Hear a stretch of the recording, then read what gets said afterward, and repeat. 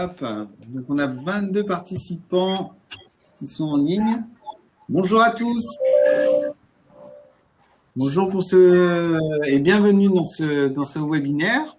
On va laisser quelques minutes le temps à tout le monde de pouvoir se connecter.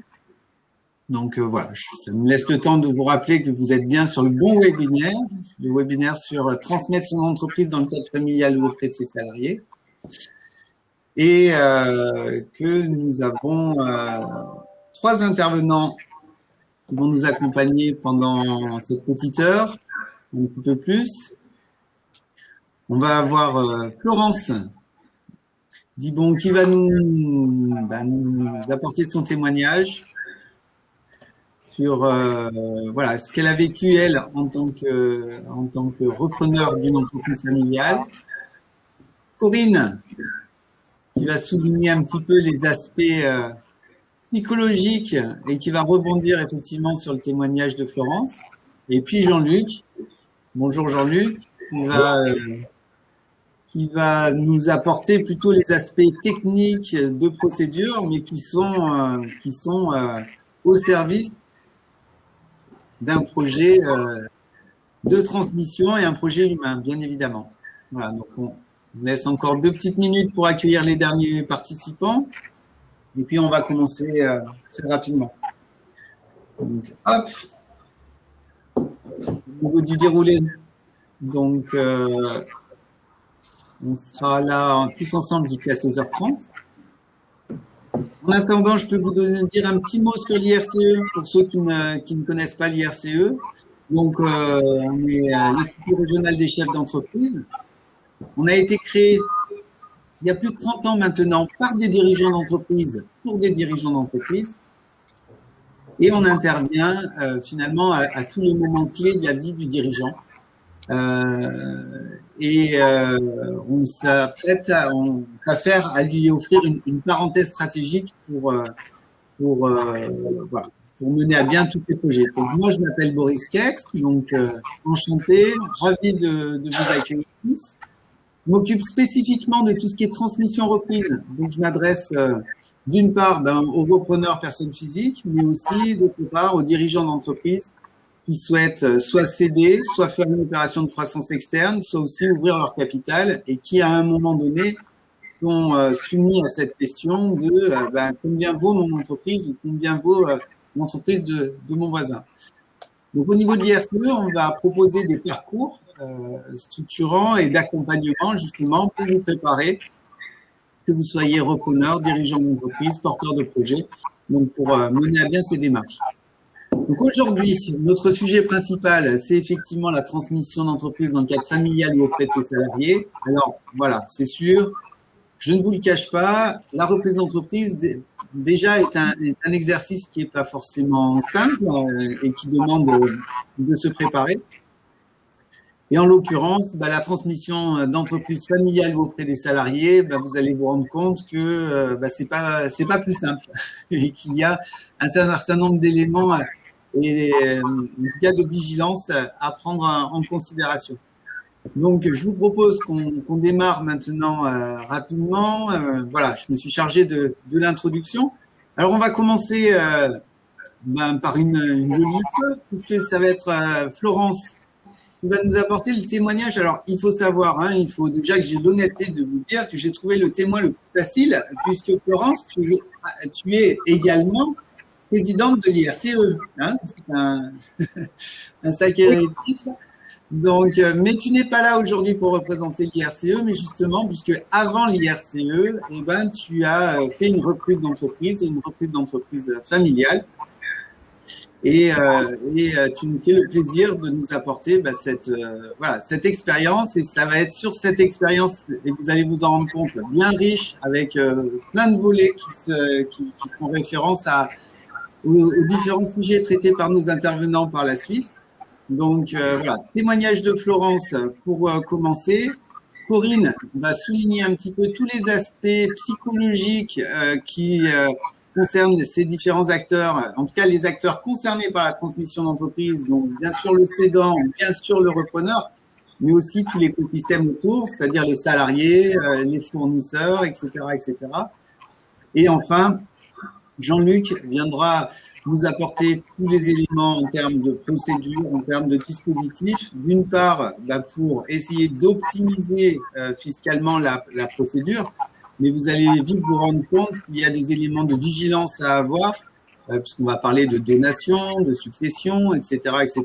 Et notamment dans les transmissions familiales, on va avoir deux soucis. D'une part, de ne pas générer des problèmes fiscaux, et d'autre part, de préserver l'équité entre les enfants. Alors, pour revenir un petit peu sur ce sujet-là, Florence, alors, toi, tu es la fille de tes parents, certes, mais alors dans la fratrie, vous êtes combien de frères et sœurs? Et je vais te laisser la parole pour nous expliquer un petit peu votre histoire familiale, parce que c'est le propos. Oui, ben merci. Bonjour à tous. Donc, je suis Florence Dibon et je dirige une entreprise dans la pétrochimie et une entreprise dans le BTP. Donc, je vais vous raconter surtout mon témoignage sur la reprise d'entreprise familiale, qui est une entreprise qui a été historiquement créée en 1990 et qui a pour vocation à faire du conseil en engineering sur les sites pétrochimiques. Et donc, l'entreprise est créée par ma mère en 90, et puis mon père l'a rejoint lors de lors de sa mise à la retraite, et ensemble, ils font évoluer l'entreprise. Et moi, je suis à ce moment-là, on va dire, sans emploi parce que je travaillais dans une compagnie aérienne qui avait déposé le bilan, et je rejoins donc l'équipe comme ça, avec mon père, ma mère et une assistante. Et voilà, on travaille ensemble, je fais un peu de compta, un peu de formation par-ci par-là, et puis petit à petit, je suis amenée à prendre un peu plus d'ampleur et jusqu'à la direction générale que mon père me permet d'avoir. Et puis, eh bien évidemment, plus on avance en âge, tous, donc y compris les parents, on s'aperçoit qu'il va falloir se poser la question de la suite. Et à ce moment-là, je prends contact alors avec l'IRCE. En tout cas, je me fais aider par une structure qui était l'IRCE à ce moment-là. Et je fais le parcours céder l'entreprise, parce qu'il y a un parcours qui permet justement de préparer la session en me disant je vais peut-être amener mes parents à céder l'entreprise à quelqu'un, parce que finalement je voyais mon père avancer en âge et l'entreprise être un petit peu dans une situation inconfortable au niveau stratégie de développement, objectifs, finances, etc. Et là, je m'aperçois que le premier jour de la formation, je suis toute seule, donc mes parents viennent pas. Le deuxième jour de la formation, bon, maman vient quand même. Bon, l'après-midi. Et puis, c'est une formation qui dure 3 jours. Hein, donc déjà, la moitié de la formation était passée sans eux, alors que c'était quand même eux les cédants, puisque moi, je n'avais que 10% des parts. Hein, donc, et puis le troisième jour, mon père est venu, c'était le dernier jour qui parle de l'aspect émotionnel de la transmission, qui était animé par Corinne à ce moment-là. Et là, il est venu et je sais pas, il y avait un problème apparemment dans ses oreilles parce qu'il n'entendait rien, m'a-t-il dit. Donc voilà, ça s'est soldé par un échec total. Donc ça m'a permis justement de me rendre compte de la problématique de transmission et de la difficulté au niveau émotionnel, etc., que ça peut générer. Et je me suis donc posé des questions, j'ai bien réfléchi, j'ai essayé de pouvoir trouver, on va dire, une stratégie pour la suite. Et j'ai décidé de reprendre l'entreprise moi-même. Donc, Florence, je te coupe juste 30 secondes, il y a un petit peu d'écho. Alors, je vais demander à Corinne et à Jean-Luc de couper les micros. Je pense que ça va améliorer les choses tant qu'ils n'ont pas la parole. Et voilà, je te laisse reprendre tout simplement. Merci. Oui, alors donc, j'ai donc décidé de faire le parcours reprendre l'entreprise, donc toujours de l'IRCE, puisque bon, j'avais trouvé que c'était bien pour céder l'entreprise, donc j'ai fait reprendre. Et donc là, effectivement, il a fallu que je me recentre sur vraiment ce que je voulais, si c'était vraiment ce que je souhaitais. Et puis me positionner aussi au niveau de la famille, parce que j'ai un frère qui n'est pas chef d'entreprise, qui n'est pas ni directeur commercial, enfin bref, il a un métier qui est réglementé, donc qui a priori n'avait pas d'intérêt à vouloir reprendre, mais quand même ça posait un problème de positionnement par rapport à l'équité, et je me suis dit peut-être que mes parents vont avoir du mal à se positionner par rapport à ça. Et donc avec le parcours, et puis avec certaines personnes, en tout cas des consultants que j'ai pu rencontrer, j'ai mis en place, on va dire, une lettre d'objectif, d'achat, dans laquelle j'ai expliqué toute ma motivation, j'ai expliqué tout ce que je souhaitais faire, etc. Et j'ai également monté un dossier financier. Et avec une valorisation, bon là, l'entreprise à ce moment-là n'avait pas une très forte valorisation, puisqu'il y avait eu des actions qui n'étaient pas très prononcées en termes de développement, etc. Donc c'était un peu dans une phase un peu descendante. Donc forcément c'était avantageux pour moi, mais ça peut, on va y revenir après, ça peut poser un problème par la suite, justement, ce genre de choses. Mais en tout cas, la valorisation était un certain montant, et grâce à mes partenaires financiers, j'ai réussi à trouver un accompagnement qui m'a permis d'avoir une offre d'achat, donc de manière à ne pas obliger mes parents à se positionner dans un mode de donation, ce qui peut être une très bonne solution si c'est une volonté, mais en tout cas, ça n'était pas dans ma famille. Et donc, j'ai proposé le rachat des parts avec le prêt bancaire, et donc, bon, ça a été accepté, et j'ai pu reprendre l'entreprise comme ça, très rapidement, parce qu'à partir du moment où la lettre d'achat a été acceptée, là, mon père n'est plus du tout venu dans l'entreprise, sachant qu'effectivement, il me mettait un petit peu des bâtons dans les roues, donc ça devenait compliqué au niveau de l'organisation. Donc, la transition, la passation, on va dire, de pouvoir au sein de l'entreprise peut aussi poser un problème quand on est déjà dans l'entreprise, parce qu'il faut identifier ou en tout cas, il faut se faire accepter de l'ensemble des salariés comme la personne qui va reprendre et qui a ce rôle, on va dire, qui peut le faire. C'est pas un cadeau de papa et maman, donc il faut aussi avoir un discours rassurant pour les salariés, et pour aussi montrer que c'est structuré, qu'il va y avoir de la restructuration, peut-être imaginer en amont des changements de poste, des choses comme ça, parce que quand il y a une mutation, on sait que les gens n'aiment pas le changement, et vous pouvez perdre des gens dans l'opération, des gens qui ont peur et qui s'en vont parce qu'ils se disent oh là là, la Fifi, elle a récupéré l'entreprise et elle va nous la mettre dans le mur. Donc, il faut absolument avoir un temps. Et moi, ce temps, je l'ai trouvé personnellement dans le parcours reprendre de l'IRCE. Il faut un temps pour prendre la posture de futur dirigeant, la posture de repreneur, et vraiment intégrer cette manière de fonctionner pour que les gens puissent être rassurés et avoir confiance. Donc voilà. Donc j'ai racheté l'entreprise, et puis voilà, donc ça se passe très bien. Ça fait maintenant 2 ans. Les relations avec mes parents ont été un petit peu difficiles au moment de la passation, c'est un peu grincé. Maintenant, on est dans une relation apaisée. Et voilà. Et ensuite, au niveau patrimonial, le fait d'avoir fait ce rachat n'a pas posé de problème particulier, même s'il y a certains dispositifs qu'on avait quand même envisagés auparavant, mais qui n'ont pas, il n'a pas été nécessaire de les activer. Donc voilà. Sinon, ben voilà, c'est tout ce que je pense que j'ai fait le tour. Boris, je te laisse la suite. Merci beaucoup. Alors, c'est vrai qu'à un moment donné, tu soulignes cette question de la légitimité, hein. Est-ce que tu as le souvenir, finalement, hein, ou une anecdote qui t'a fait penser à un moment donné que, hop, ça y est, cette légitimité, tu l'avais acquise.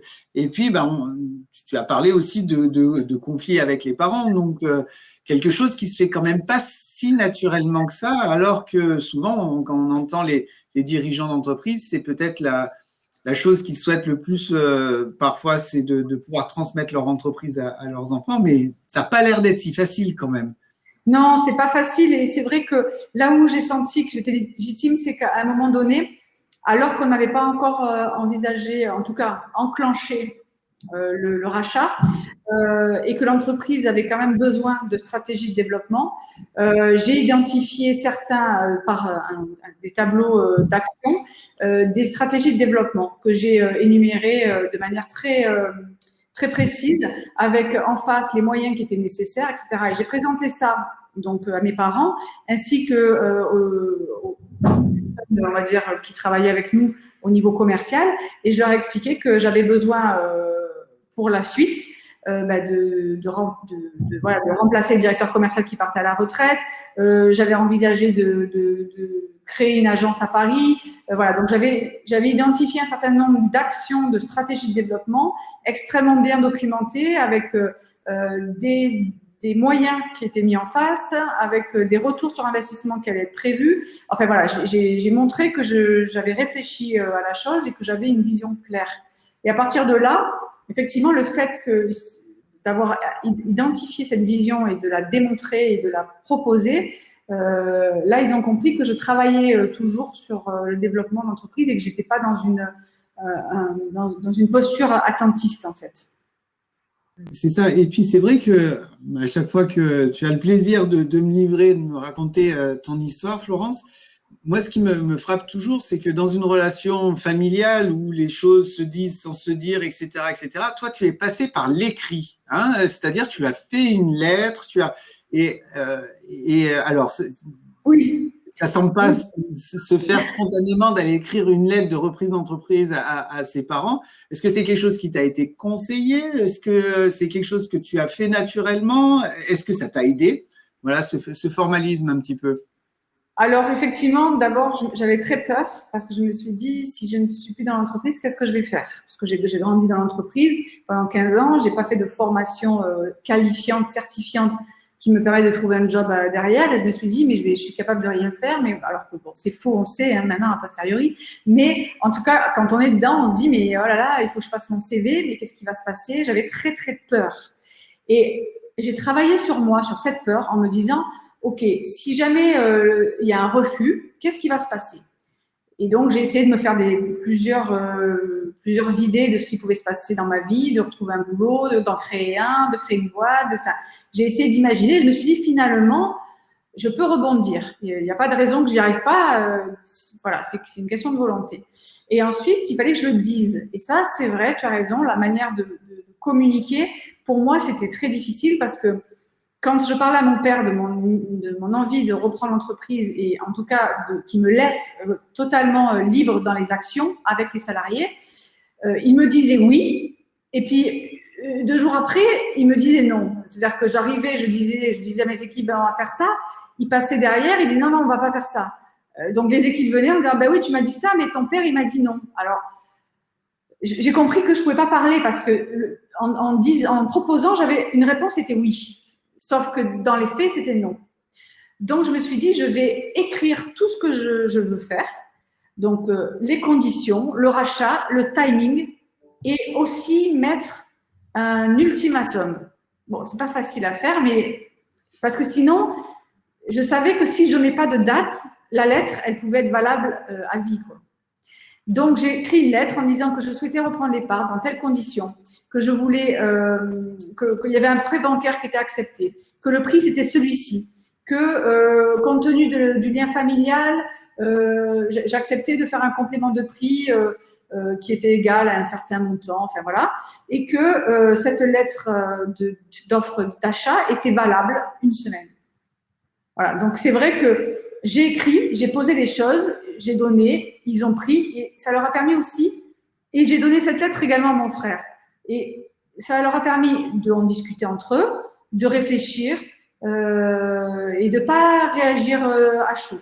Voilà. Et donc, après réflexion, c'est là qu'ils m'ont dit qu'ils étaient d'accord. Bon, ils ont un petit peu négocié, hein, parce que sinon, c'est pas drôle. Mais voilà, sinon, voilà comment ça s'est fait exactement. Et c'est vrai que au niveau émotionnel, ça demande une remise en question et de balayer toutes ces craintes, en tout cas. Oui, alors, hop. Ah, tiens, il faut remettre le micro. Hop, voilà, ça y est. Hop, vous m'entendez de nouveau. Pardon. C'est le code couleur qui me dérange un petit peu, hein. C'est pour ça. Oui, alors effectivement, ce webinaire sera imparfait, vous le savez bien, on va traiter un petit aspect de la transmission reprise d'entreprise, et notamment parce que déjà par ton témoignage, on a le côté repreneur et on te voit un petit peu galérer pour cette reprise d'entreprise, mais on sait aussi que le parcours, il n'est pas simple du côté du cédant. Et notamment, Corinne, je te vois, tu hoches la tête, mais pour rien vous cacher, ce matin, on était dans un parcours qui s'appelle Objectif Valorisation et qui s'adresse entre autres à des cédants. Et on a un papa qui nous dit, ah bah oui, prochaine étape de son plan d'action, il va falloir, première étape à faire, il va falloir que j'en parle au sein de la famille. Et puis, confirme-moi, Corinne, il a dit, on a tenté 2 fois d'en parler en famille et 2 fois, ça s'est soldé par un échec. Alors, quelle est pour lui l'interprétation de la notion d'échec? Enfin bon, on se rend bien compte aussi que de leur côté, cette démarche, elle est compliquée. Alors, avant de donner la parole à Corinne, parce que je sens que voilà, tu as de la matière là, Corinne, tu vas nous amener pas mal de choses. Florence, avec le recul maintenant et entre voilà le fait d'avoir vécu, bon, ça a frotté, hein, ça s'est pas fait tout naturellement tout seul. Il y a même des consultants qui te conseillaient à l'époque qui m'ont dit bon allez, faut foutre le papa dehors. Avec le recul maintenant, comment ton père a vécu ça à ton avis et quelles ont été ses difficultés voilà, quelle est ton interprétation un petit peu de son côté puisqu'on n'a pas son témoignage aujourd'hui? Non, ben, je pense que la plus grosse difficulté pour lui, ça a été de lâcher.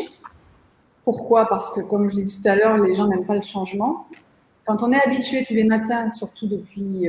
mon papa, quand il a quitté l'entreprise, il avait 79 ans. Hein. Donc, quand tous les matins, il se levait, donc il n'avait pas d'action dans l'entreprise, il n'avait pas de relation client, il ne faisait pas grand-chose au final à la fin. Voilà, donc il se levait, il venait au bureau, c'est systématique, quoi. Je viens, hop, je prends mon café, je dis bonjour à tout le monde, je m'assois, je regarde un peu par-ci, je regarde un peu par-là, je regarde le journal, enfin… C'est une habitude, en fait. Et donc, il faut changer l'habitude. C'est ça le plus difficile. Ça, et ensuite, la deuxième chose, c'est la peur. C'est, mais si je suis plus dans l'entreprise, du coup, il faut que je change mon numéro de téléphone, il faut que je change mon adresse mail. Et comment je vais faire? J'ai plus ma carte bleue, comment je vais faire? Donc, c'est toutes ces peurs sur le changement de fonctionnement de vie, en fait. De fonctionnement. C'était pour moi la plus grosse difficulté pour lui, c'était ça. Et pour tout vous dire, ça fait maintenant 3 ans quasiment que j'ai racheté et il a toujours son adresse mail pro. Donc j'arrive pas à lui faire changer. Donc voilà, on sent que c'est ce changement de posture déjà, parce qu'il n'est plus en activité, donc il est retraité. Alors, il était déjà retraité depuis 10 ans, hein, mais bon, il est officiellement retraité. Et il se sent, il me dit, mais moi, maintenant, je suis un vieux. Donc voilà, c'est tout ce changement de posture qu'il a dû prendre. Donc moi aussi, j'ai dû prendre une autre posture en tant que dirigeant. Et lui, il a été obligé d'enlever sa casquette et prendre sa posture de retraité, quoi. Donc voilà, moi je pense que c'est la peur et le changement des habitudes. Merci beaucoup Florence pour ce témoignage. Alors du coup, on va donner la parole à Corinne et ensuite à Jean-Luc. Juste une petite précision, n'hésitez pas comme on va aborder des aspects un petit peu plus techniques, à poser quelques questions via le chat. Je vais essayer d'en être le relais. Bien évidemment, on ne va pas pouvoir tout couvrir aujourd'hui et les questions techniques, vous comprendrez qu'on pourra, ça sera une étude au cas par cas, donc ça ne sera pas forcément traité ici. Je pense que vous le comprendrez. Alors, Corinne, pour te donner la parole, il faut, voilà, je vais me permettre une petite transition. Imaginez le petit témoignage aussi que dans l'accompagnement que je fais au quotidien des dirigeants d'entreprise. Une fois, j'avais accompagné, je pense, la chef d'entreprise la plus âgée que j'ai rencontrée qui voulait transmettre son entreprise. Et à la fin de mon entretien, elle m'a dit, Monsieur Kex, à 88 ans, vous avez raison. Il va falloir que je commence à apprendre à être raisonnable, m'a-t-elle dit. Et effectivement, elle avait du mal à lâcher. Alors, Corinne, dans tout ça, l'entreprise, déjà, c'est quelque chose de compliqué. La famille, c'est quelque chose de compliqué. Et bien, avec tout ça, il va falloir bricoler un truc, quoi. Exactement. Et déjà, dans ce que disait Florence, alors, voilà. Oui, tu vas trop vite.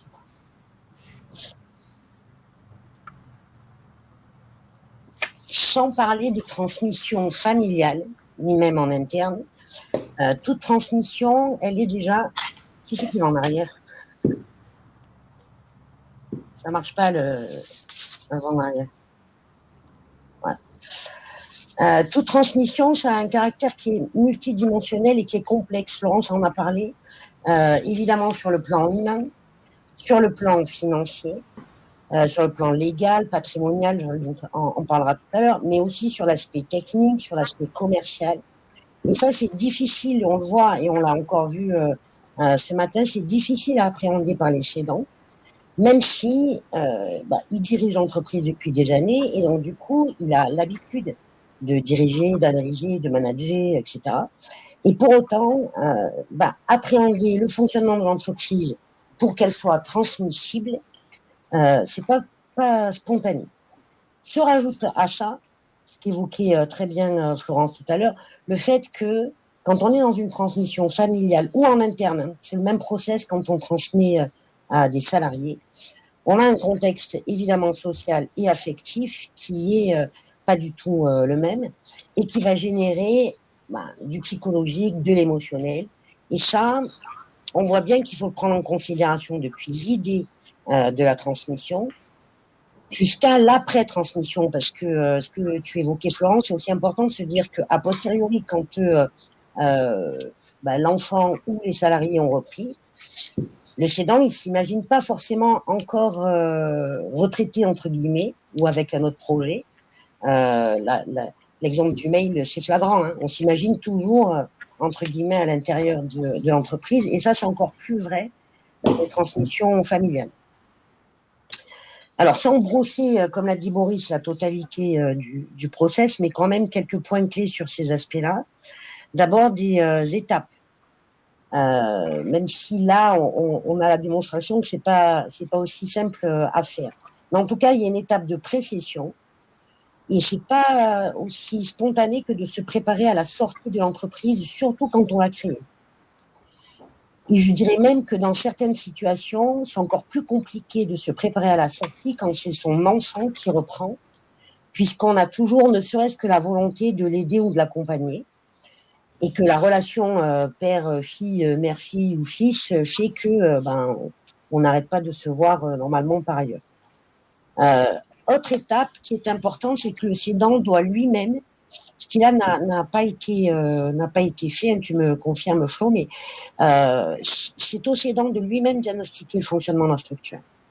Et elle l'évoquait tout à l'heure, un cédant qui n'a pas de stratégie de développement pour l'entreprise oblige in fine le repreneur à le faire tout seul, et ça augmente, on le verra tout à l'heure, le travail à faire par le repreneur pour asseoir sa crédibilité, sa légitimité. Donc, rendre l'entreprise auditable, transférable, hein, c'est-à-dire qu'on a bien tous les éléments pour permettre au repreneur, même si le repreneur est membre de sa famille ou salarié, d'auditer la structure, d'évaluer, de valoriser, de choisir les modalités. On le verra, je laisserai Jean-Luc l'exprimer, mais quelle modalité de cession et de transmission, avec l'anticipation de l'impact fiscal, patrimonial, juridique, etc. Donc il y a toute cette phase pré-cession qui normalement est destinée à ce que le cédant se prépare aussi psychologiquement à sortir, mais on l'a bien vu d'ailleurs ce matin avec des cédants, on n'a pas forcément une vision objective du fonctionnement de son entreprise, c'est légitime puisqu'on est à l'intérieur. Prendre le temps de ce diagnostic, c'est indispensable, je vais en reparler tout à l'heure. Il y a la phase de cession où on doit l'annoncer, où on doit négocier la reprise et passer le relais. Et là, je retiens ce qu'évoquait Florence tout à l'heure, c'est la notion de date limite. Et c'est le fait de dire, je suis cédant, c'est pas une fonction, hein, voilà, c'est pas un statut. Et donc, il faut bien qu'à un moment donné, cette phase-là s'arrête. Donc, passer le relais, transférer ses compétences, il peut y avoir cette phase de transition. Quand on est déjà dans l'entreprise, certains cédants considèrent que on a déjà passé le relais. Ça pouvait être le cas, puisqu'il y avait pour Florence la fonction de direction générale déjà. Mais en tout cas, cette phase-là, notamment quand on l'annonce aux équipes, elle est importante en tout cas, c'est important d'y associer une date. Voilà. À telle date, je m'en vais. Même pour le cédant, parce que psychologiquement, cette rupture, voilà, je pars à telle date, ça l'oblige aussi à se projeter dans un autre projet ou un autre avenir. Dès qu'on dit, bah, je cède, mais je vais faire une phase de transition, mais je ne sais pas trop quelle va être la durée, et puis je continuerai à accompagner le dirigeant. Dans l'esprit, ne serait-ce que des salariés restants, bah, le cédant est toujours là. Et du coup, c'est encore plus compliqué pour asseoir sa crédibilité. Post-cession, et là, on l'a bien vu dans l'exemple, ce qui est compliqué, c'est d'identifier dans quel projet je vais m'inscrire, alors, quand il y a un départ à la retraite aussi, hein, c'est pas forcément que le départ à la retraite, mais quel va être le ou les nouveaux projets du cédant, des cédants. Sinon, on va le voir tout à l'heure, mais on se retrouve dans une situation où la résistance au changement, elle va être énorme. J'ai l'habitude, comme tu le disais, j'ai l'habitude de me lever tous les matins, d'aller au bureau tous les matins, puis du jour au lendemain, plus rien. Et donc là, si j'ai pas de nouveaux projets, c'est très compliqué. Et la tentation de revenir dire bonjour, voir comment ça va, voir ce qui a changé, elle est très grande. Et dans ces cas-là, la rupture ne se fait pas. Et donc ça, c'est indispensable que post-session, ben, le cédant est parti, le cédant est parti. Voilà. Puisque du coup, c'est aussi pour le repreneur ben, la nouvelle direction. Alors, derrière ces phases, vous voyez qu'il y a une réflexion en amont. J'ai mon document qui avance pas. Voilà. Ah non, du coup, je suis allé trop vite. Alors, excusez-moi, j'ai un petit souci avec le document. Là. Non. Voilà. Pardon, excusez-moi, petit souci technique avec le document. La réflexion en amont, c'est déjà faire le bilan des raisons réelles du choix de cession. Parce que comme là, ça a été évoqué, il peut y avoir une raison très officielle, très rationnelle de départ à la retraite. Sauf que si je me limite à cette raison sans vraiment creuser sur le sens que revêt cette transmission pour le cédant, on risque d'avoir des frustrations qui vont se poursuivre tout au long du processus de cession, qui peuvent se traduire par de la négociation financière, qui peuvent se traduire par des délais qui vont être plus longs, de la remise en question du projet du repreneur, etc. Donc là, c'est important, on le voyait bien d'ailleurs avec les cédants qu'on avait ce matin, que certains se posaient réellement la question de, finalement, je n'ai pas l'âge de la retraite, là pour le coup, on avait des cédants qui n'avaient pas l'âge de la retraite, je veux céder, pourquoi? Et je prends un exemple très concret, on a un cédant qui cède parce qu'il en a ras-le-bol. Donc c'est à gérer parce que, évidemment, là, il ne cède pas en interne, encore que certains salariés pourraient reprendre. Mais c'est compliqué après pour le repreneur d'identifier une stratégie, un développement, si on n'est pas très au clair sur ce pour quoi on cède. On va parler des résistances. On en a eu quelques exemples, mais il y a des résistances à la préparation. Je ne me prépare pas à céder, je n'anticipe pas. Donc du coup, parfois je me retrouve dans des situations où je cède à la dernière limite, j'ai peu de temps et avec du coup un certain nombre d'erreurs. Et puis des résistances à la transmission, Florence en a évoqué quelques-unes tout à l'heure. Préparer, c'est aussi définir une stratégie, des modalités de cession claires. On parlait de donation, il n'y a pas que ces stratégies-là, Jean-Luc y reviendra certainement tout à l'heure, mais voilà, ça s'anticipe parce que ça a des répercussions qui sont évidemment différentes en fonction du choix de la stratégie. Et ça sera pareil, évidemment, côté repreneur. Dans les résistances qu'on a déjà évoquées, il y a des résistances individuelles, le refus de perdre le pouvoir, le contrôle. J'ai créé la structure, je la dirige, et d'un coup, on m'enlève mon bébé et j'ai plus l'autorité que je pouvais avoir dans l'entreprise. Une autre des résistances qu'on observe fréquemment sur le plan individuel, c'est la peur que le successeur rejette ce qui a été accompli. C'est un successeur qui, et là ça a été évoqué tout à l'heure, pas de stratégie de développement pour la structure, du coup une entreprise qui s'essouffle, et il y avait eu une réflexion sur la stratégie de développement, mais il y aurait pu y avoir un virage à 180. Ça, c'est des résistances qu'on a de façon importante chez les cédants. On a des résistances sur le plan interpersonnel. Tu l'évoquais dans ton témoignage, mais il y a le souci d'équité pour chacun des enfants. Et quand on est sur une reprise par les salariés, il y a aussi le souci d'équité vis-à-vis des salariés. Certaines sessions se font avec une reprise par la totalité des salariés. On l'a observé plusieurs fois, des salariés qui créent des scopes et qui reprennent. Bon, si le mode de management est très différent, c'est compliqué à faire vivre. Mais quand c'est certains salariés, du coup, les autres qui restent salariés, qui ne sont pas associés, quelle posture, quel mode de comportement ça va générer chez eux. Il y a le fait de craindre aussi l'apparition de conflits, voire de ne pas donner l'impression d'être avide d'argent. Je vois parfois des cédants, y compris en transmission familiale, qui me disent, voilà, moi j'ai besoin d'avoir un certain montant, mais en même temps, je ne veux pas donner l'image à mon enfant que je ne suis intéressée que par l'argent dans cette transmission. On a des résistances sur le plan organisationnel. Ça peut être la peur des changements au niveau de la gestion, y compris côté salarié. Ça peut être aussi des changements de mode de management. Typiquement, on voit bien que quand on a des structures qui sont dirigées avec un certain style de management, quand le repreneur et encore plus l'enfant reprend, parfois il y a une rupture, parce qu'il peut y avoir aussi des conflits de génération, il peut y avoir une rupture dans le mode de management. Et ça, pour les équipes, c'est compliqué. Et le cédant qui est un parent sait bien que, a priori, donc dans un certain nombre de situations, l'enfant n'a pas le même mode de management. Et déjà, dans la phase de transition, il peut y avoir des difficultés ou des tensions à ce niveau-là.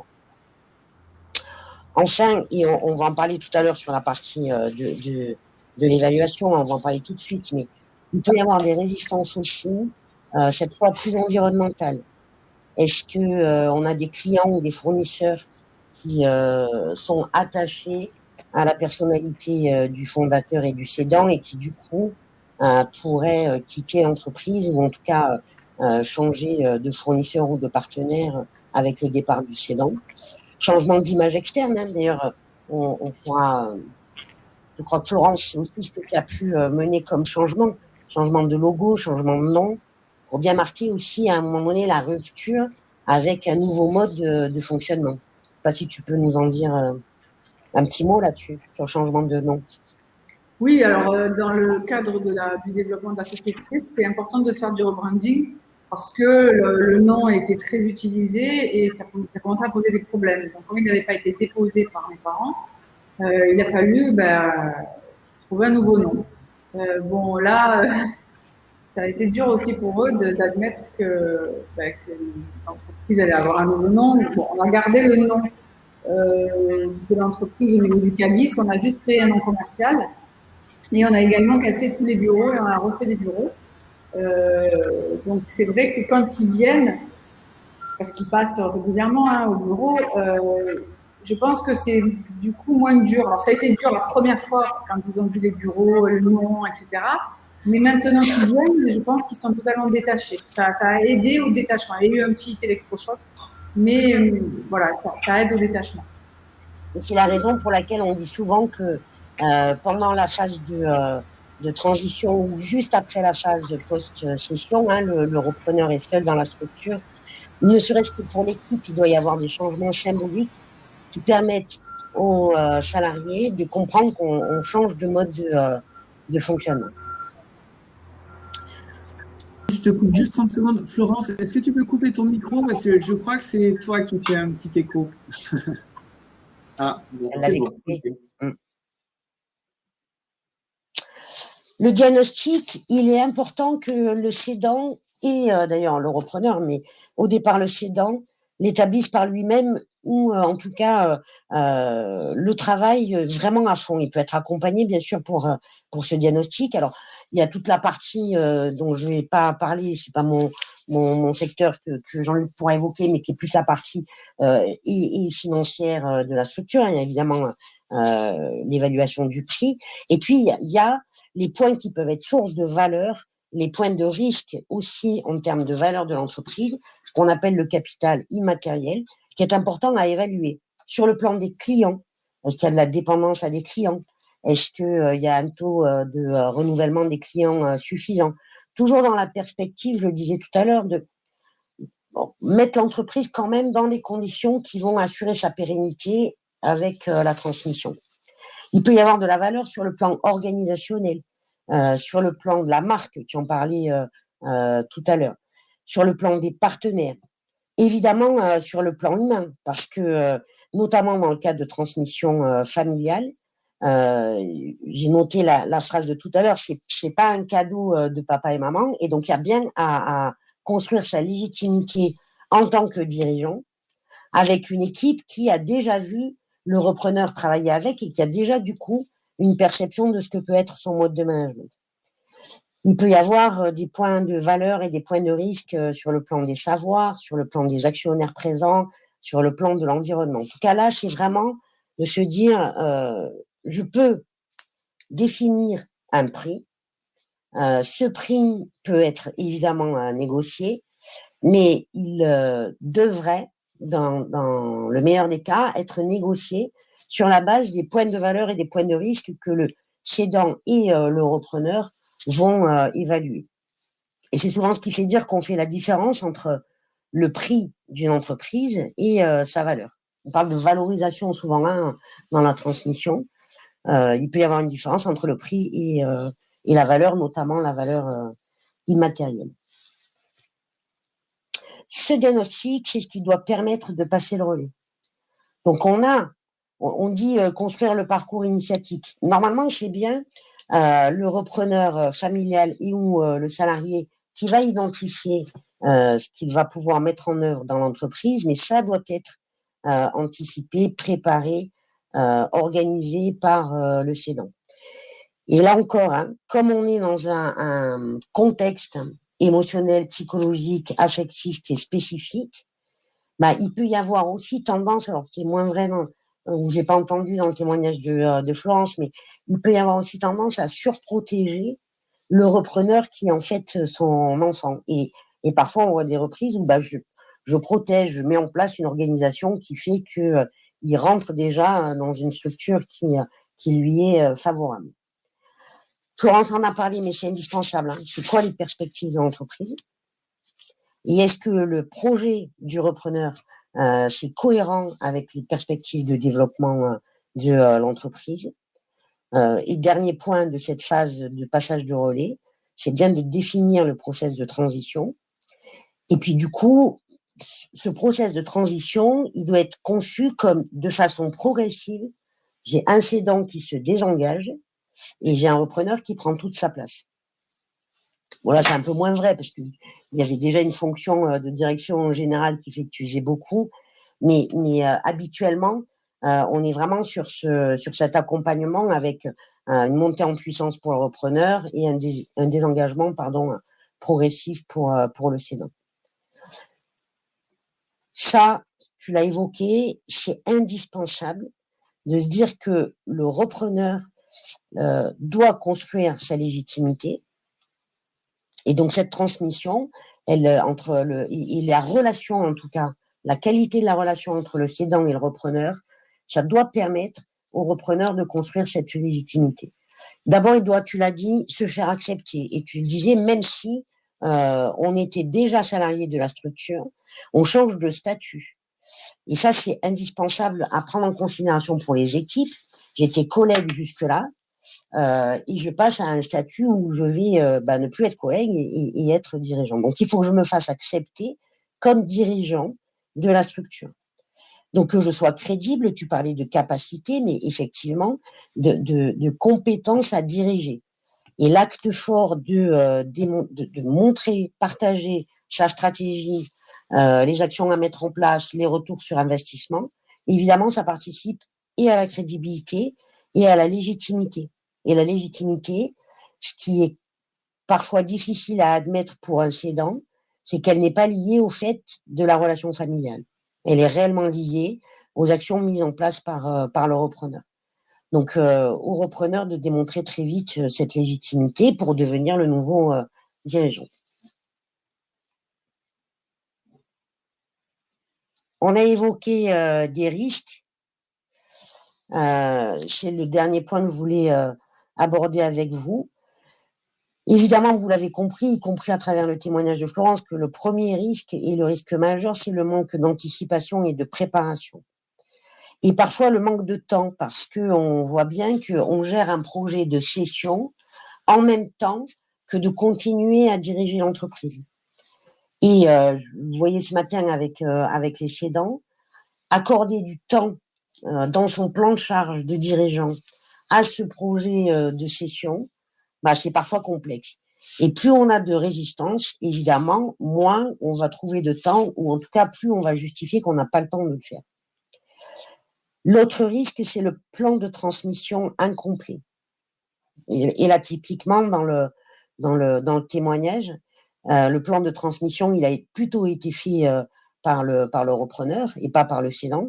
Et ça peut générer effectivement des tensions, des problématiques. Complet, ça signifie sur la totalité des aspects de la vie de l'entreprise. Évidemment, à titre personnel, Jean-Luc va en parler, sur l'aspect patrimonial, fiscal, etc. À titre financier, évidemment, même si ça, c'est assez spontanément fait.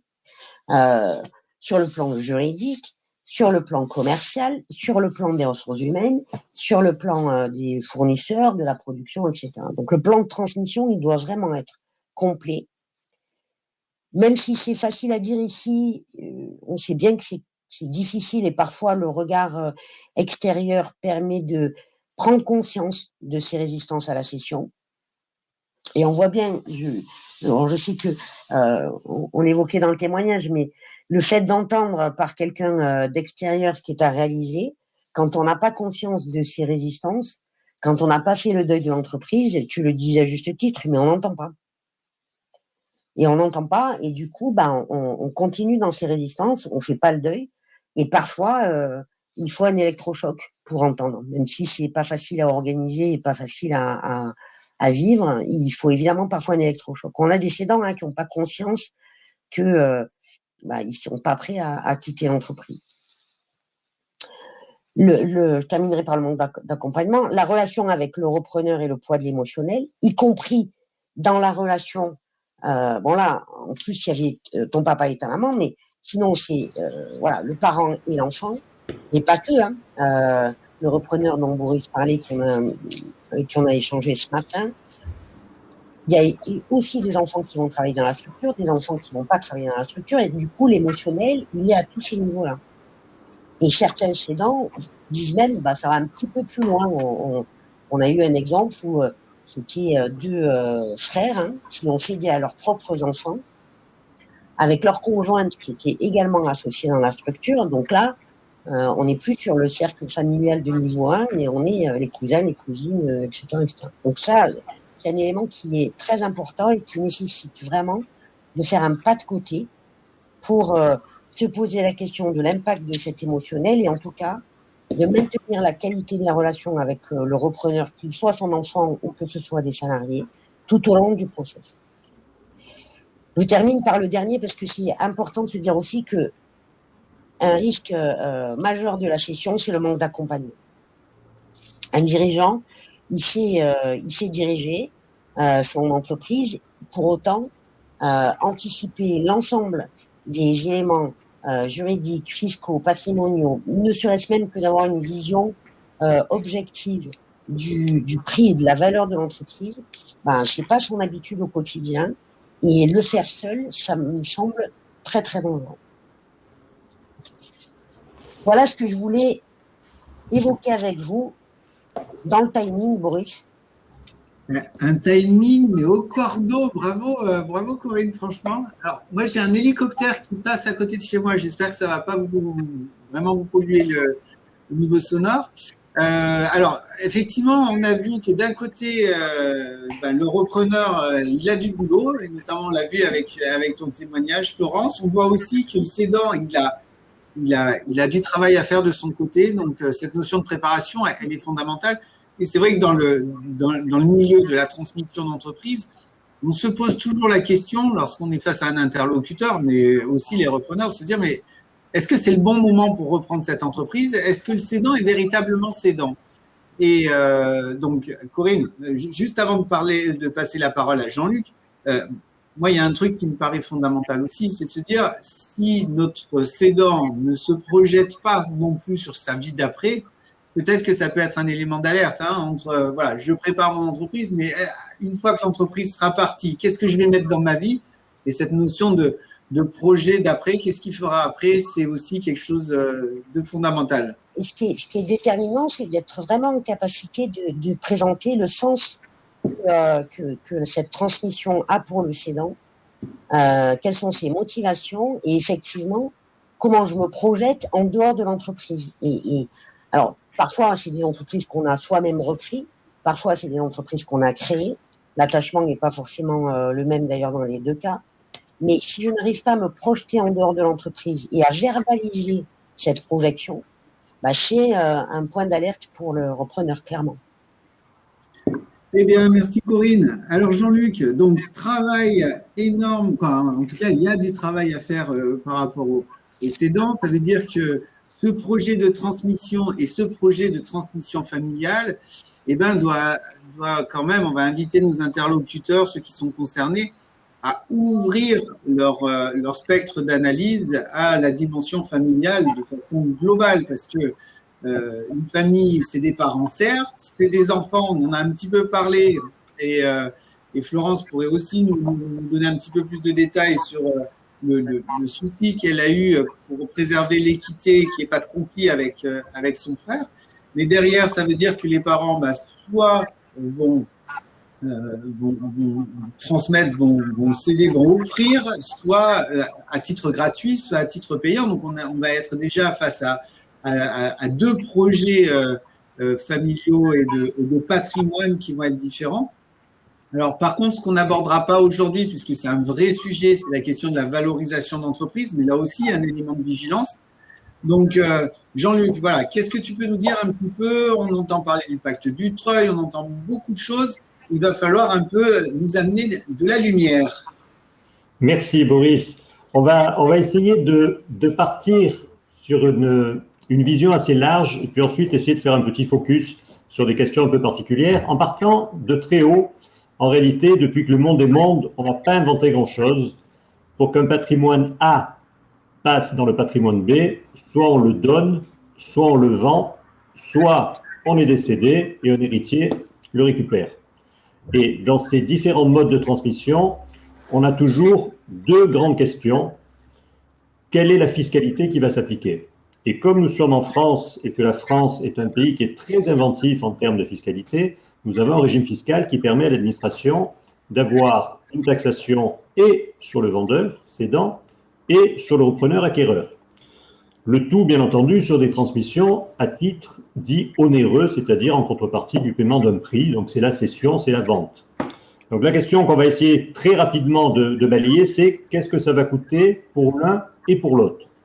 Et le régime fiscal est fonction, de ce qui est vendu, puisqu'on peut très bien céder son entreprise par le biais de sa cession de parts, ou l'entreprise peut céder son fonds de commerce. Ce sont les transmissions à titre onéreuse. On peut, et on va le voir tout à l'heure, ricocher par un apport à une structure qui elle-même va ensuite la céder.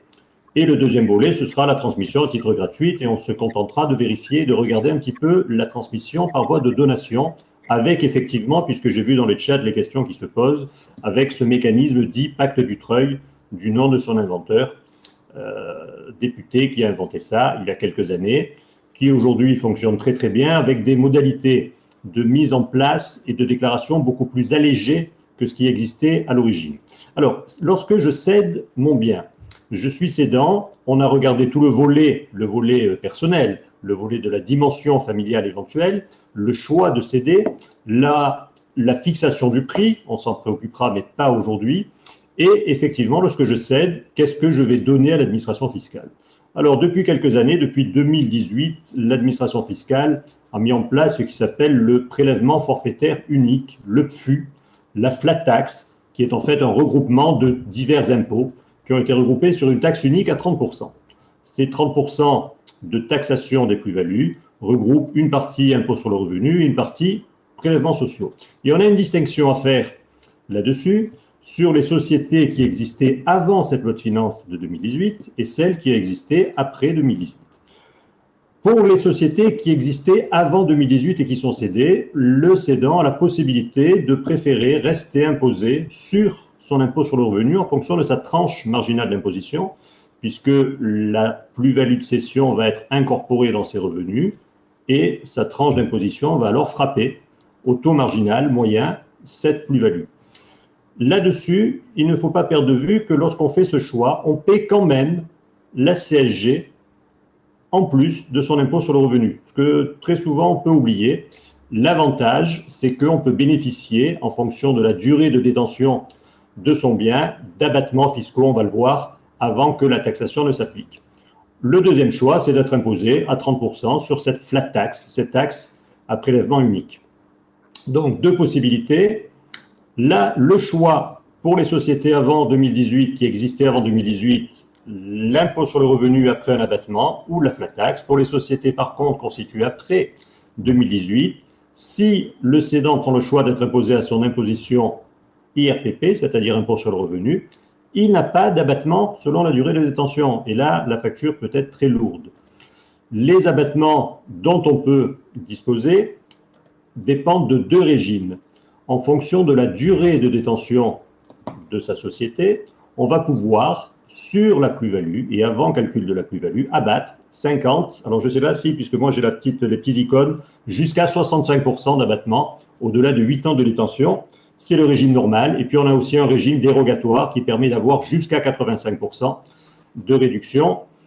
Dans des conditions un peu spécifiques, il faut que, et je passe très vite, que la société ait été constituée depuis moins de 10 ans. Donc, le principe, je cède, je paie un impôt qui s'appelle l'impôt sur la plus-value, deux modes de taxation, la flat tax, impôt forfaitaire à 30%, ou une plus-value qui est imposée au taux marginal d'imposition, impôt sur le revenu, en fonction de sa tranche, mais en bénéficiant d'un abattement avant son calcul, tout simplement. Ça, c'est concernant les sociétés qui sont vendues, qui sont soumises à l'impôt sur les sociétés. Et pour pouvoir bénéficier de ces réductions et de ces abattements préalables, il faut être une société soumise à l'IS et une société qui est située en France, tout simplement. À côté de ceci, il y a des régimes spéciaux concernant les dirigeants qui partent à la retraite, tout simplement. Donc, il faut qu'ils cèdent leur entreprise, qu'ils cèdent au moins la moitié, qu'ils aient au moins détenu la moitié des droits de vote dans les 5 dernières années, ou tout au moins dans 5 années au cours desquelles ils étaient propriétaires. Et à ce moment-là, ils vont pouvoir avoir un abattement de cette plus-value très particulière. C'est l'abattement pour départ à la retraite. Comme je sais que ceci sera à disposition de l'ensemble des participants, je passe, il y a quelques exemples, mais on a un timing qui est assez réduit. Donc, je vais essayer d'aller relativement vite pour aller au cœur des questions. Un petit voyant qui doit s'allumer lorsqu'il y a des cessions, ne jamais perdre de vue que très souvent le dirigeant qui cède s'était porté garant, s'était porté caution des engagements de sa société. Il ne faut pas laisser passer ceci. Donc il faut éventuellement faire reprendre tous ces engagements de caution par le repreneur et surtout lâcher ces cautions. À défaut, si le repreneur envoie la société dans le mur, c'est l'ancien dirigeant qui resterait caution dans ce cas-là.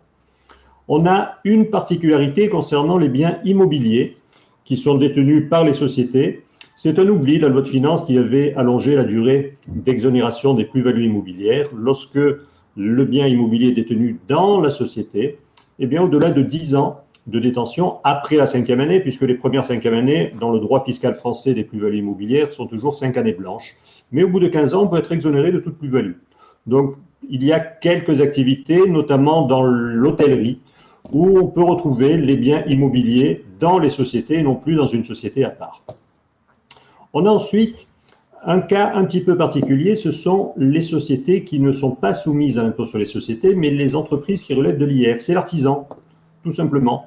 Donc les artisans qui, eux, n'ont pas de structure qui vient faire barrière entre leur patrimoine et leur patrimoine professionnel. Ce sont des entreprises qui sont soumises directement à l'impôt sur le revenu. Et là aussi, nous avons quelques petites exonérations concernant l'activité détenue à titre personnel. Vous savez que les articles dans le Code général des impôts sont des articles qui ont toujours des jolis noms. Donc, on a le 151 septies du Code général des impôts qui permet d'exonérer dans certaines limites les plus-values pour les artisans. Donc, en fonction de la durée pendant laquelle l'activité est exercée, il faut toujours 5 ans de toute façon d'activité, ça c'est une durée qui est constante, et en fonction des montants, des recettes annuelles, en fonction de l'activité de la société, donc jusqu'à 250 000 euros, concernant certaines entreprises qui vendent des marchandises et 90 000 euros pour les entreprises qui ne font pas ce type d'activité.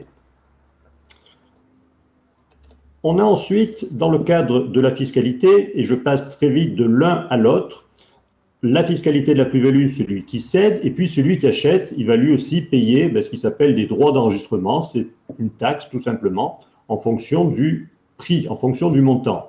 Si l'acquéreur vient acheter un fonds de commerce, une clientèle ou un droit au bail, il va payer 3% à titre de droit d'enregistrement au-delà de 23 000 euros jusqu'à 200 000 et puis 5% au-dessus.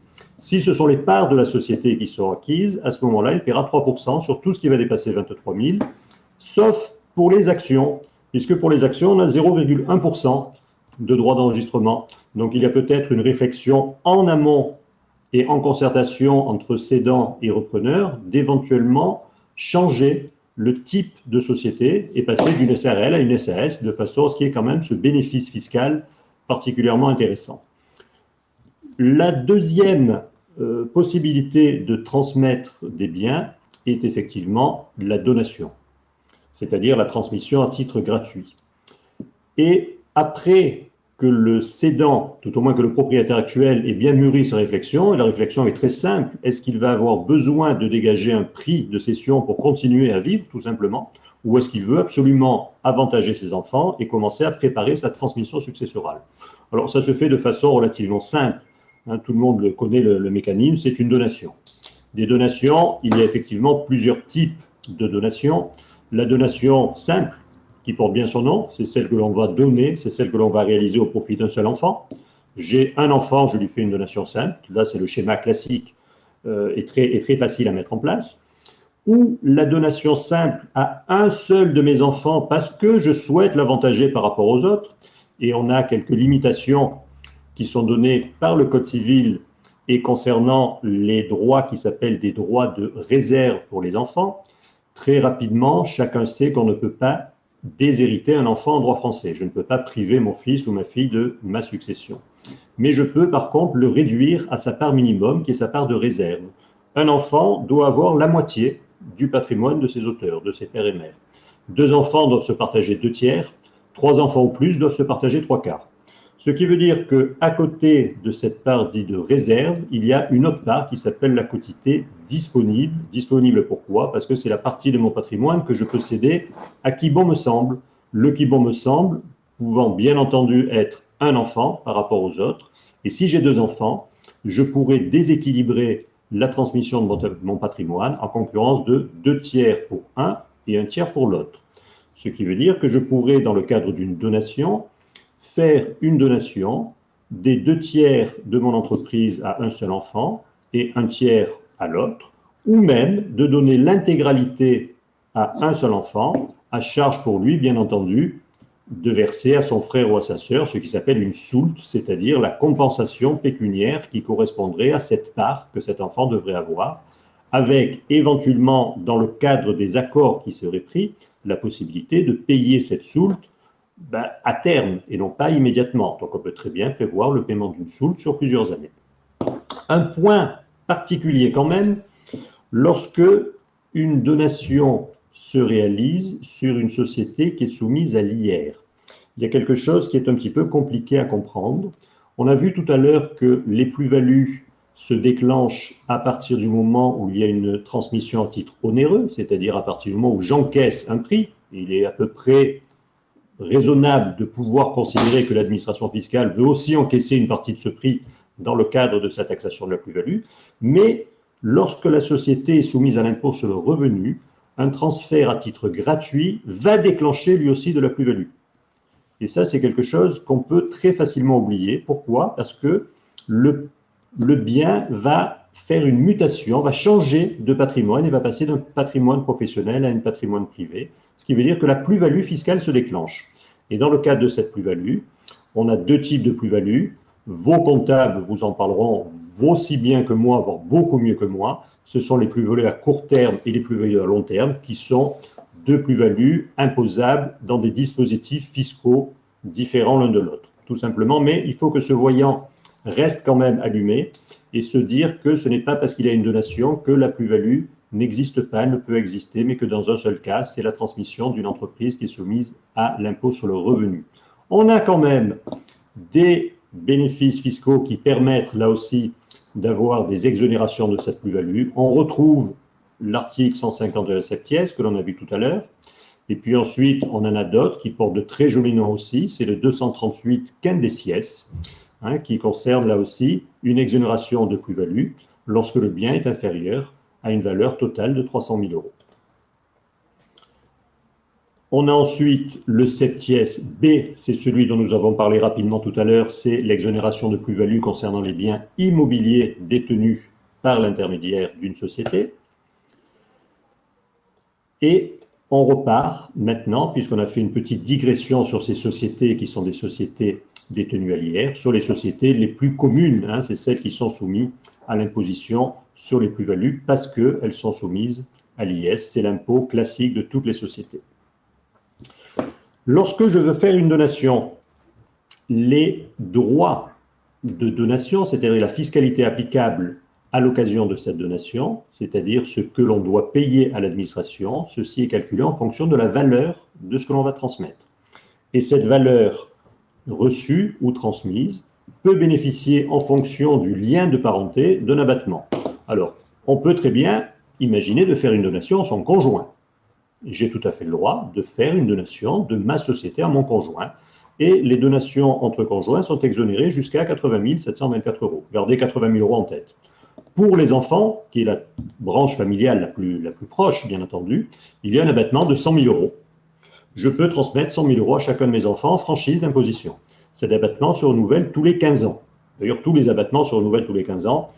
La belle époque est bien derrière nous, puisqu'il y a plusieurs années, on avait un abattement qui était de 150 000 euros, qui pouvait se renouveler tous les 6 ans. On en est maintenant loin. Peut-être que pour relancer l'économie, ceci va être remanié sur la prochaine loi de finances. Au-delà de ces montants-là, on a des tranches qui s'échelonnent entre 5 et 20%. Grosse tranche moyenne, jusqu'à une valeur de 550 000 euros à peu près. Et puis ensuite, on peut atteindre 30, 40 ou 45% quand même entre parents et enfants, sur des grosses donations, sur des donations qui porteraient sur des valeurs supérieures à 1 800 000 euros. Mais très souvent, on se situe dans cette tranche entre 20 ou 30% maximum sur la valeur qui est reçue après application de ces abattements fiscaux-là. Plus je m'éloigne dans la branche familiale, plus les droits sont importants et plus l'abattement s'est réduit. Donc, entre frères et sœurs, on n'est pas tellement loin quand même en termes de branche familiale. Et pourtant, on va avoir une tranche moyenne de 40%, puisqu'on a 35% d'abattement et 45% au-delà de 24 000 euros. Et l'abattement n'est que de 15 000 euros. Dès que je passe avec les neveux et nièces, je suis à 55%. Et au-delà des neveux et nièces, je vais passer à 60%. Donc, les tranches d'imposition sont particulièrement lourdes dès que je sors de la relation parent-enfant. On peut quand même, lorsque l'on est deux parents titulaires et propriétaires de mon entreprise, avec deux enfants, pouvoir cumuler les abattements, puisque les abattements s'appliquent par parent et par enfant. Donc, deux parents, deux enfants permettent de transmettre jusqu'à 400 000 euros en franchise d'imposition. Et bien évidemment, c'est à ce titre-là de donation que l'on va pouvoir parler de ce fameux pacte Dutreil, puisque le pacte Dutreil est un mécanisme fiscal qui va permettre, avant application de ces abattements et avant application de la taxation fiscale, d'exonérer la valeur transmise de 75% de sa valeur. Ce qui veut dire que si j'ai un bien qui a une valorisation de 1 million d'euros, avec un pacte Dutreil, il ne va être fiscalement considéré comme une valeur que de 250 000 euros. Donc vous avez bien compris qu'avec deux parents, même un seul enfant, on part d'1 million, on déduit 75%, il reste 200 000, 250 000, 100 000 d'abattement pour un parent, 100 000 d'abattement pour l'autre, on va avoir uniquement 50 000 euros taxables. Et le régime Dutreil a été rénové il y a quelques années. À l'origine de sa création, avant 2019, le régime Dutreil nécessitait deux cliquets distincts.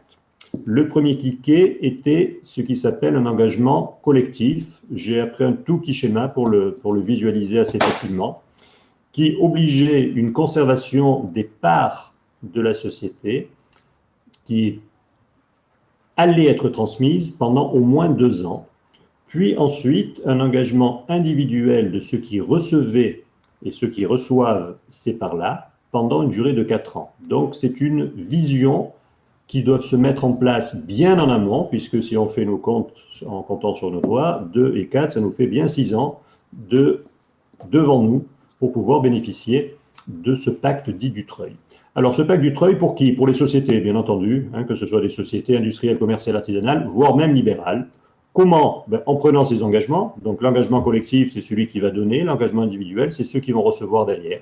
Et pourquoi? Bien entendu, pour bénéficier de 75% de réduction, tout au moins 50% d'abattement sur la valeur des biens. Donc voilà, si on fait la ligne du temps, le premier engagement collectif qui doit avoir une durée de 2 ans, puis ensuite l'engagement individuel sur une durée de 4 ans, et l'obligation pour celui qui reçoit d'avoir une fonction de direction dans la société dont les parts lui ont été données. Alors tout ceci résulte de quoi? Résulte là aussi du Code général des impôts, c'est le 787B qui a été remanié en 2019. Et en 2019, on a inventé quelque chose qui est l'engagement collectif unipersonnel.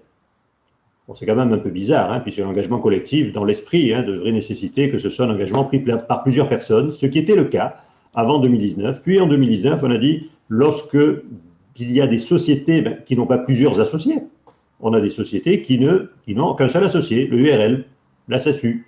Ce sont des sociétés unipersonnelles. Cet engagement collectif ne pourra pas être mis en place, on va le remplacer par un engagement unipersonnel, ce qui est tout à fait logique en soi. Mais cet engagement collectif unipersonnel peut aussi être pris dans le cadre d'une société qui dispose de plusieurs associés ou actionnaires, tout simplement parce que je peux très bien ne pas pouvoir obtenir l'accord de mes associés.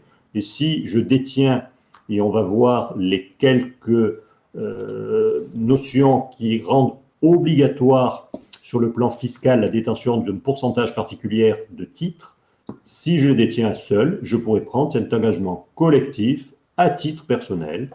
Pour pouvoir avoir cet engagement, il faut que je détienne seul 17% des droits financiers ou 34% des droits de vote. Si je ne le détiens pas seul, évidemment, il me faudra un vrai engagement collectif avec mes associés ou actionnaires.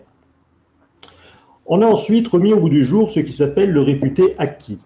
L'engagement Dutreil réputé acquis, c'est quelque chose qui est très intelligent et très intéressant, c'est de dire si le donateur remplissait les conditions qui lui auraient permis de prendre cet engagement collectif, ou l'engagement collectif unipersonnel, à ce moment-là, l'engagement est réputé acquis. Alors, réputé acquis, ça veut dire que s'il avait, dans les 2 ans antérieurs à la transmission, ce pourcentage de parts et de droits de vote, s'il était bien dans une société soumise à l'IS, s'il était bien une société qui rentrait dans les cadres des activités de ces sociétés-là, à ce moment-là, l'engagement est censé être acquis, donc il est réputé acquis. Et on a même avancé d'autres notions, c'est-à-dire que à l'origine du pacte de Dutreuil, ce sont des parts qui devaient être détenues par celui qui souhaitait les transmettre, et aujourd'hui, on a raccroché les enfants, bien entendu, l'époux, le concubin notoire. Donc le concubin notoire est rentré dans le Code général des impôts, bien qu'il ne soit toujours pas rentré dans le Code civil, puisque vous savez que Napoléon disait que les concubins se passent de la loi, et donc la loi se passera d'eux. Il n'y a aucune disposition pour les concubins dans le Code civil, mais par contre, on a rajouté cette notion de concubin dans le Code général des impôts, ce qui permet de regrouper toutes les parts détenues par ce cocon familial pour pouvoir atteindre ces 34% de droits de vote. Alors, avant la loi de finances 2019, si l'administration fiscale avait voulu mettre en place un mécanisme pour pouvoir redresser fiscalement tous les pactes du Dutreuil, il n'aurait pas fait mieux, puisqu'il fallait non seulement faire cette déclaration dans un acte soumis à l'enregistrement auprès de la recette des impôts, puis chaque année, la société devait faire une déclaration avant le 31 mars, puis avant la fin de chaque année, puis au bout des 2 ans, puis au bout des 4 ans. Bon, aujourd'hui, depuis 2019, tout ceci a été totalement allégé. Il n'y a que la déclaration de souscription de l'engagement du Dutreuil à prendre et à faire enregistrer aux impôts. Et ensuite, il n'y a plus rien à faire au cours de toute la vie de cet engagement, sauf sur demande de l'administration fiscale. Donc, on a inversé les obligations. Avant 2019, c'était au contribuable à connaître le droit et à se soumettre de lui-même à tous ses engagements et obligations. Depuis 2019, c'est uniquement sur une demande éventuelle de l'administration fiscale. Et on a uniquement une seule obligation, c'est dans les 3 mois du terme de l'engagement individuel, si vous vous souvenez du petit schéma, donc c'est au terme des 6 ans, que le bénéficiaire doit donner une attestation indiquant qu'il a bien conservé ses parts pendant toute cette durée-là. Donc on a vu que l'on pouvait faire des donations simples à un enfant, des donations partage à plusieurs enfants, des donations partage avec une entreprise attribuée à un seul enfant et cette soulte versée à ses frères ou à ses sœurs, ou déséquilibrer réellement la succession ou les donations au profit d'un seul des enfants. Maintenant, on va essayer de savoir si on n'a pas la possibilité éventuellement dans le cadre d'une donation, si je veux avantager mes enfants ou l'un de mes enfants et que mes enfants ne veulent pas reprendre l'entreprise. Par contre, j'ai quand même besoin d'avoir cette volonté d'aider mes enfants. J'ai une entreprise, ils ne veulent pas la reprendre. Première possibilité, je la vends, je paie la plus-value et je donne le prix restant à mes enfants. Deuxième possibilité, ce qui existe, c'est la donation-cession. Je vais donner à mes enfants cette entreprise, je vais pouvoir bénéficier de l'abattement de ces 100 000 euros, je vais éventuellement payer de la fiscalité là-dessus. Par contre, mes enfants, eux, qui vont céder l'entreprise, ne vont pas payer de plus-value puisqu'ils vont revendre l'entreprise pour la même valeur que celle à laquelle cette entreprise est rentrée dans leur patrimoine. La plus-value n'étant rien d'autre qu'un impôt qui fera la différence entre l'entrée dans le patrimoine et la valeur de sortie. Donc, première possibilité, je cède en direct l'entreprise, je paie de la plus-value, je donne à mes enfants le prix et je paie la fiscalité sur les donations. Deuxième possibilité, j'inverse tout ceci, je donne à mes enfants la valeur actuelle de l'entreprise, je paie effectivement des droits de donation, mais mes enfants cèdent l'entreprise et eux ne paieront pas de plus-value puisque la plus-value est purgée. Bien entendu, il faut qu'il y ait un timing et une chronologie qui soient respectés et ne pas pouvoir, de façon malicieuse, considérer que je peux récupérer le prix de cession derrière après que mes enfants aient vendu. Hein, ça s'appelle de l'abus de droit. Là, il n'y a aucun risque de passer à travers les mailles de l'administration fiscale. Autre possibilité, lorsque je veux céder et essayer de voir s'il n'y a pas une possibilité d'amoindrir l'impact de la plus-value. Eh bien, il y en a une qui nécessite quand même, là aussi, des opérations qui vont se situer en 3 temps. C'est l'opération d'apport-cession. En clair, je prends les participations que je détiens dans ma société. Je vais les apporter à une autre structure qui est une holding de tête. Cette holding va céder cette participation et à partir du moment où la holding va réinvestir au moins 60% de ce prix de cession, je vais être exonéré de plus-value. Donc tout ceci, ça peut éventuellement être combiné avec des donations. Je regarde le chrono, le timing est encore bon, mais il ne me reste plus grand-chose. Donc on a ce mécanisme qui permet un report d'imposition, puisque l'imposition va être reportée sur la holding derrière. Et les seules conditions, c'est bien entendu que ces sociétés soient sur le territoire français ou dans l'Union européenne, soient des sociétés soumises à l'IS.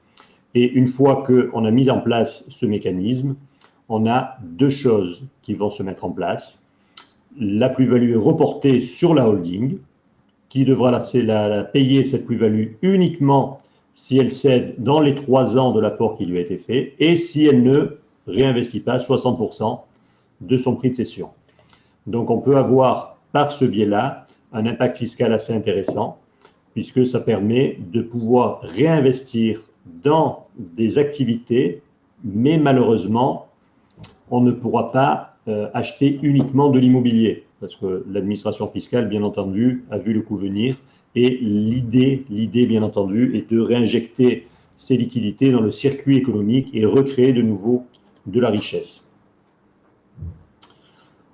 On a ensuite la possibilité de donner les titres de la holding. Donc, j'apporte à ma holding et ensuite, je vais donner les parts à mes enfants.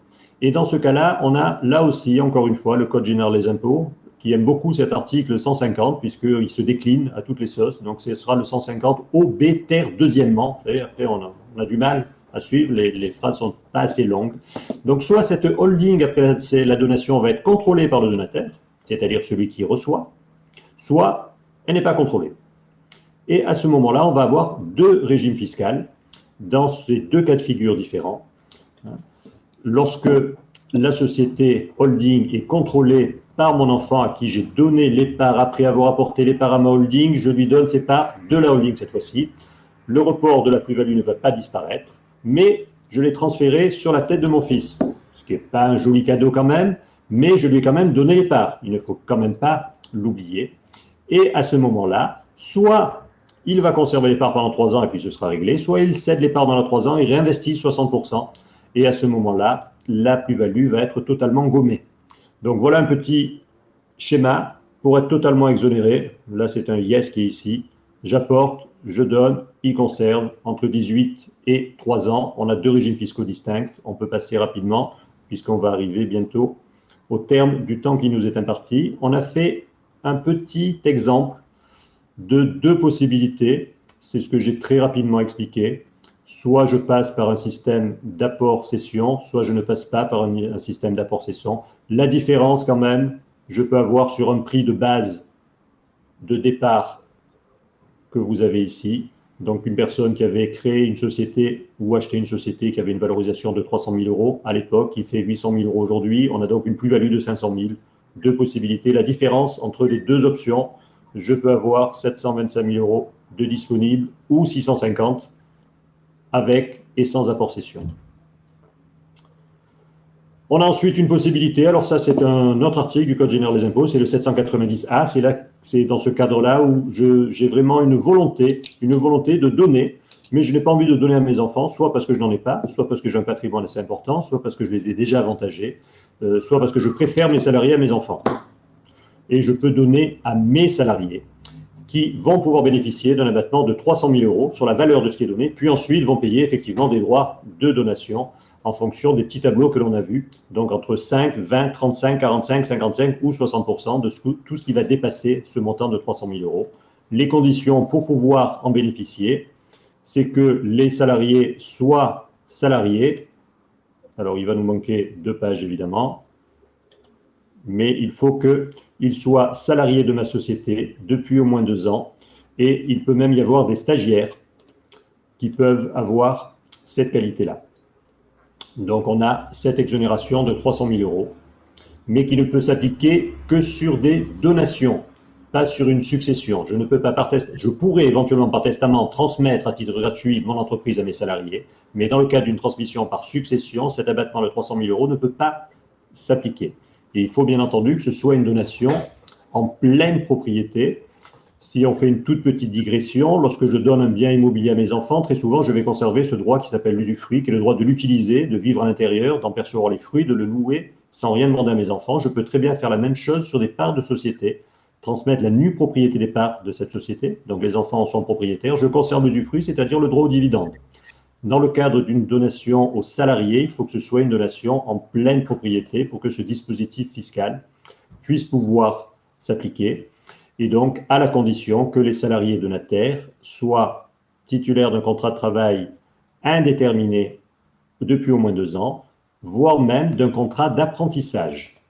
Voilà, je crois que j'ai à peu près respecté le temps, Boris, et on a essayé de voir que, en conclusion, on a beaucoup de possibilités de transmettre ces entreprises avec toujours en point de mire, mais ça c'est le mauvais côté de ma profession, c'est de regarder en termes fiscaux ce que ça peut coûter de part et d'autre, et s'il n'existe pas quelques moyens tout à fait légaux, je précise, de pouvoir amoindrir l'impact fiscal entre 2 cheminements fiscaux. Il n'y a aucun texte qui oblige à prendre le plus onéreux. Voilà, merci. Bonjour. Bonjour. Merci Luc pour ce marathon. En tout cas, tu nous as amené pas mal de lumière. Donc, vraiment, moi, je retiendrai en synthèse qu'effectivement, on peut avoir l'envie et le désir de transmettre, mais qu'on se rend compte qu'on ne peut pas faire tout et n'importe quoi. On est dans un environnement fiscal qui est complexe et que déjà, on va avoir plusieurs soucis. Premier souci, c'est de se dire il ne faut pas que j'aille vers un redressement fiscal. Et donc, la notion de la valeur de l'entreprise et la notion de plus-value vont être fondamentales dans votre réflexion. Il va falloir aussi avoir le souci de se dire, il y a une fiscalité de ce fait qui existe, donc quel va être le chemin qui va me permettre de faire une optimisation fiscale. Et tu nous as fait aussi la démonstration de la complexité des options qui vont s'offrir à vous. Donc, un conseil individuel d'experts va sûrement s'imposer. Alors, c'est vrai que vos interlocuteurs, vous pourrez avoir votre notaire. S'il connaît bien le monde de l'entreprise, comme Jean-Luc, vous avez votre expert comptable, vous avez les conseillers en patrimoine qui peuvent vous apporter des éléments de réflexion à ce niveau-là. Et puis, bien évidemment, un élément fondamental, le plus beau cadeau que vous pouvez faire à vos enfants, c'est conserver la paix au niveau de vos familles, et donc l'équité entre les enfants est fondamentale et bien évidemment en prendre en considération. Alors, on arrive au terme, donc je suis désolé, on ne va pas pouvoir vraiment relayer les quelques questions par mail. J'ai eu Nadine qui m'a demandé voilà, quel était le process à retenir pour le rachat d'une entreprise. Là, on a commencé à te donner, Nadine, quelques éléments. Bien évidemment, je suis à votre disposition pour creuser le sujet de votre projet. Et toute l'équipe de l'IRCE, nous travaillons avec plus de 18 experts en transmission d'entreprise. Donc, on aura la possibilité, soit à travers nos parcours, soit à travers de la mise en relation, de pouvoir répondre à toutes vos questions. En tout cas, en résumé, en un mot, finalement, s'il y avait une chose à retenir par rapport à vos trois interventions, c'est sûrement l'anticipation. Qu'est-ce que tu en penses, Florence, en mot de la fin? L'anticipation, le fait de se préparer à cette échéance semble fondamental. Oui, l'anticipation, parce qu'en fait, on s'aperçoit que ça prend beaucoup de temps. Mais finalement, ce temps est nécessaire, puisque notamment quand on veut le faire aux enfants, par exemple, on voit qu'avec le Pack Dutreil, il y a besoin de ce temps-là. Mais même sans le Pack Dutreil, il y a besoin de beaucoup de temps, parce que malgré tout, il y a un certain cursus à respecter, c'est-à-dire à partir du moment où on a identifié cette envie de rachat. Ensuite, il y a la communication, donc ça c'est important aussi, communiquer avec l'ensemble des personnes dans l'entreprise, surtout si on est déjà. Et puis après, il y a tout le volet d'évaluer, de proposer, etc. Et ensuite, il y a aussi le document de cession qui doit être signé, donc plus l'enregistrement au greffe, ça demande énormément de temps. Donc effectivement, il faut pas être pressé, parce qu'il faut faire les choses correctement, mais il faut surtout effectivement bien savoir où on va et prévoir un timing. Corinne, un petit mot sur cette anticipation fondamentale, parce que là, on est sur des mécanismes en plus psychologiques. Donc, voilà, le changement, la réticence au changement, la rapidité, c'est pas forcément très compatible. Donc, voilà, comment amener les choses et comment aider nos participants, que ce soit côté reprise, quoi, voilà, côté repreneur, côté cédant. Corinne, on t'entend pas. Non, oui. Je rajouterais ce que tu viens d'évoquer, Ça Florence, y est. la projection des deux côtés, en fait. La projection du cédant sur de nouveaux projets en dehors de la structure, et ça fait partie de l'anticipation, et ça limite la résistance à l'action. Et puis la projection côté repreneur, quel projet pour l'entreprise qu'on va reprendre et quel projet pour soi dans sa nouvelle fonction de direction.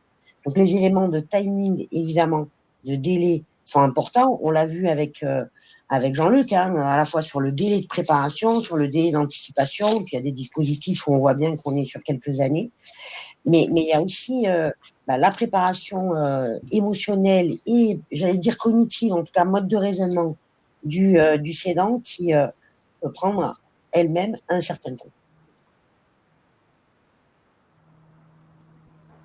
Eh bien, Jean-Luc, un petit mot de fin sur cette anticipation?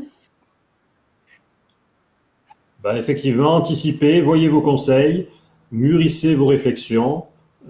Quel est le but recherché? Est-ce que vous souhaitez avantager vos enfants? Est-ce que vous souhaitez encaisser votre prix et partir sur une saine retraite ou sur une autre activité? Et puis ne pas oublier qu'il y a effectivement plusieurs bénéfices fiscaux, plusieurs mécanismes fiscaux qui permettraient éventuellement d'amoindrir le choc fiscal et de répondre à vos Eh besoins. bien, écoutez, merci beaucoup. Alors, on avait deux petites slides qui ne sont pas passées. Là, le document est bloqué où il y avait les coordonnées de tous les participants. Si vous me laissez une petite seconde, je vais vous faire un petit copier-coller rapidement pour que vous puissiez avoir les contacts de chacun d'entre nous, pour bien évidemment vous permettre d'aller plus loin dans votre réflexion. Hop, je fais mon copier-coller. Donc, normalement, vous devriez le recevoir dans le chat. Voilà, donc désolé pour la mise en forme, hein, mais c'est un... Du coup, en tout cas, vous pouvez récupérer comme ça toutes nos coordonnées et nous contacter directement.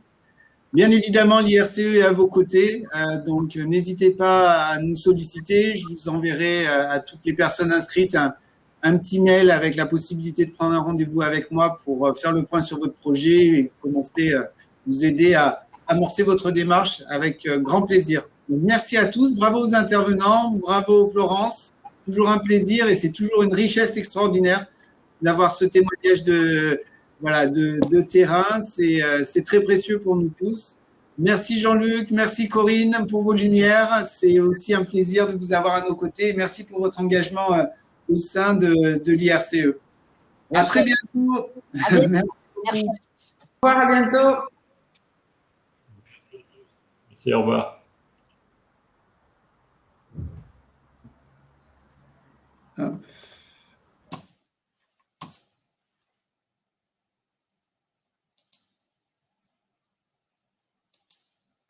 Hop.